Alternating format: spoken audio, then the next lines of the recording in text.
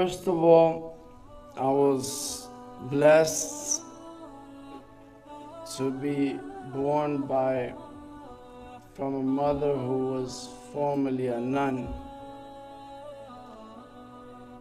And she decided she had some questions that were unanswered. So she decided to leave the convent. She used to teach 50 students, 50 girls in the convent, and I have some pictures of them which really impressed me. Which the hijab that she was wearing is like the hijab that our sisters wear. With the same style, with the bottom white piece and the black outer piece. I was like, wow, you know. But when I was in high school, I got involved in the gang life as well. I'm not gonna say the name of the gang, because it's a big gang. And maybe those people that didn't know me back in the days, they might, out of ignorance,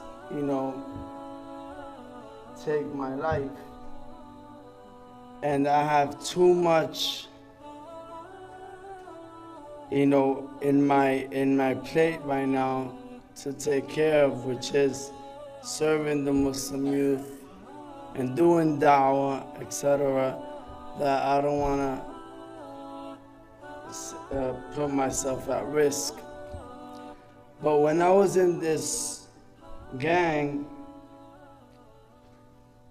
I had a friend who actually was a valedictorian, but he was raised in a shelter. So one time he needed a place to stay, and I told my mom, this guy is a good guy, man. He likes to read and so on. Why don't you let him stay in my house? My mom said, all right. So he stayed in my house and he brought a box of books. And in this box of books, I saw the autobiography of Malcolm X. So when I was involved in this with this brother, this friend of mine, or this brother from the gang, we went to a library. And as we got the maximum amount of books that we could check out, we walking out and we came across the Qur'an, right? And my friend said, oh man, I want to read the Qur'an, but I can't check it out. I already checked out the books and so on. So he's like, I'm like, you know what? You want it? I'll take it, sorry. So I'll take it. So it wasn't a pocket Qur'an. Just let me make it clear. It's just I had some skills. So I ended up taking the big Abdullah Yusuf Ali with Arabic, English, and commentary. And I took it from the library. And then, just for my friend, this because I was real, so I had to do it for him. He wanted to read it. So then he left my house and he left the Qur'an. So the only thing Islamic in my house is the Qur'an. So then a year took place where two of my close friends from this group who were real, they got killed by same gang members. I was with them on a Sunday, and the next day I see them on the news. They got killed and they got stepped on their faces. So I was like, if these guys were real and this happened to them, it can happen to me. So I said, so then I totally lost trust in the only people I used to trust, that I supposedly would have given my life for, that I sacrificed jobs and so on for them. And I said, if they did that to my friends, they could do it to me. So I said, nah. So then I'm like, I lost trust in all human beings. I mean, my parents, I trust them, but they didn't have the experience of the streets, so they couldn't get me out of it.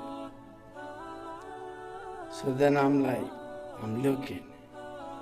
And sometimes my friends used to do things that they didn't tell me. So I end up coming out of my house, all of a sudden get snatched up by the police. You robbed the house. I'm like, well, I just woke up. You know that, you dropped out, you're not in school. What time you wake up? If you're hanging out at night, you wake up like at 1, 2, 12, right? So I'm like, I just woke up. Said, nah, get in the car. So it was like an everyday thing. My 3 thoughts were, am I gonna die today? Am I gonna catch a disease today? Or is my mother gonna get hurt because of me, because of the label that I carry?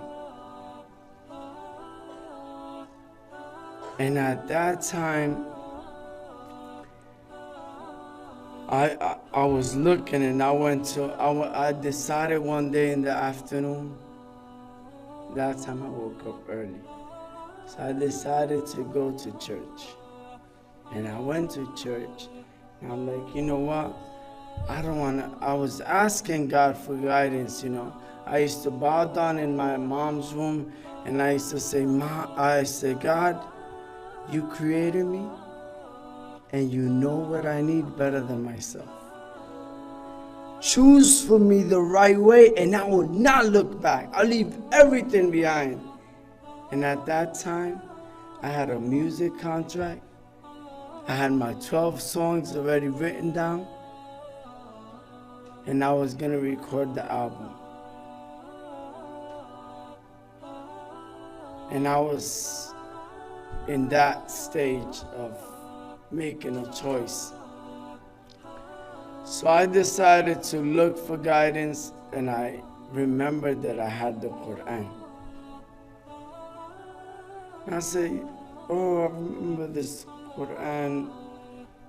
I heard that this Qur'an has wisdom, and actually the guy that recommended my friend this Qur'an is doing 35 years to life for killing those 2 friends that I had.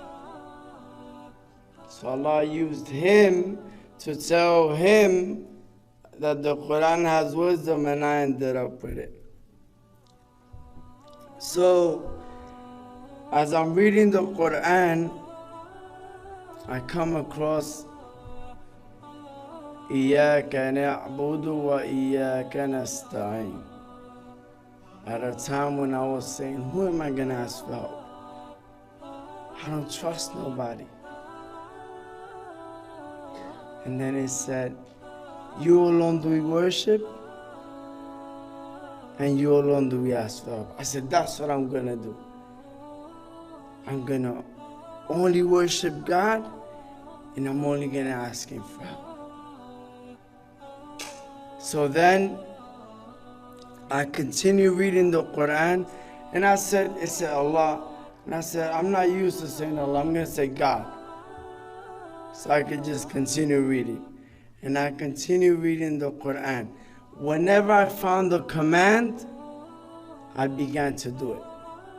The Quran said, read the Quran in Fajr as witness. I will wake up when everybody in my house is sleeping. Quiet between me and God. And I used to read the Quran for a good hour, close the Quran, go to sleep, and feel like I accomplished something. Because it was a secret between me and God. Then my parents wake up, everybody gets ready to go to work, and I already did something. They're just waking up. So I kept doing this for months. And then I read another ayah, Kutiba alaykum as-siyam. Prescribed for you is fasting. So I began to fast. But I wasn't lucky as you. I didn't know about Maghrib.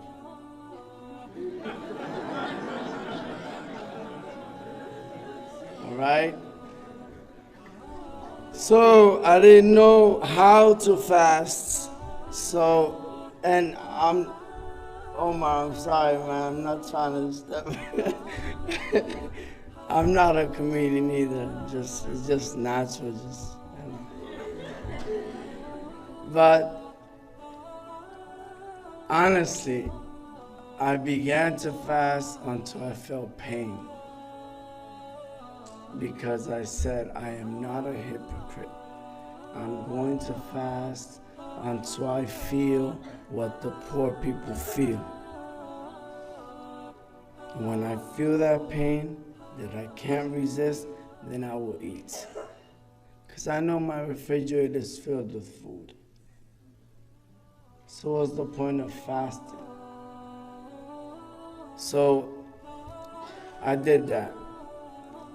Then one ayah about giving charity, a verse about giving charity. So I actually used to rock DKNY, and I decided one day to give away all my more than $3,000 worth of clothes, all DKNY. I put in bags. And my mom was like, what are you doing? I said, I'm gonna give it in charity. She's like, what? I'm like, yeah. And I wasn't taking no advice. I was just, the Qur'an said, give charity, sacrifice that which you love. And I was just doing it. So I grabbed these bags and I went to the nearby shelter and I put it in front of the door, and I was learning about doing things in secret between me and God. So I just rang the bell and I ran. And I used to know how to run and hide and stuff like that. So I dipped, the dip, right? So I dipped. And alhamdulillah, but the feeling that I got when I'm walking home was amazing. Was amazing. So after 9 months of reading the Qur'an and practicing everything that I read in it with the commentary, I said to myself, I'm Muslim. So I went to the masjid that day and I met the Imam, and the Imam asked me, so, how do you learn about the Qur'an? Where do you get the Qur'an? And I said, I was blunt. I stole it. He said, what? I said, I swear, I never seen an Imam run so fast. He said, you gotta give it back. I said, I'll give it back unless I get the same copy. He said, this was my only friend. You think I'm gonna give it back? This is the one that helped me get rid of my addiction to alcohol.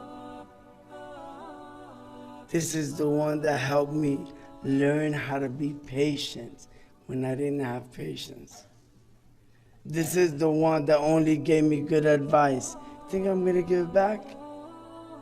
Give me the same copy and I'll give it back. And if I don't get the same copy, then I'll buy this one. So then he ran in the library and he said, is this one, this one, this one? I said, yeah, it's this one. And then he gave me the same copy. So, alhamdulillah, in the process of learning about Islam and going to the mosque, I began going home in the morning after Fajr. And I used to find my mom in the kitchen. And finding my mom in the kitchen, I used to read the Qur'an there. And sometimes I'll find something interesting about Jesus and Mary. And I said, Mom, can I share with you something? And she was like, okay. So I began reading to her the Qur'an. And it became a daily thing. Every day after Fajr in English, I would just read to her the Qur'an. Then, Alhamdulillah, I got married. And my mom comes to me one day and she's like, you know, I miss your reading of the Qur'an. And I was like, really? She's like, yeah. And a lot of the questions that I had that made me leave the convent were answered through your reading of the Quran. And I was like, so you believe in what you heard? She's like, yeah. And I want to be Muslim. So then, alhamdulillah, my mom became Muslim 2 years after.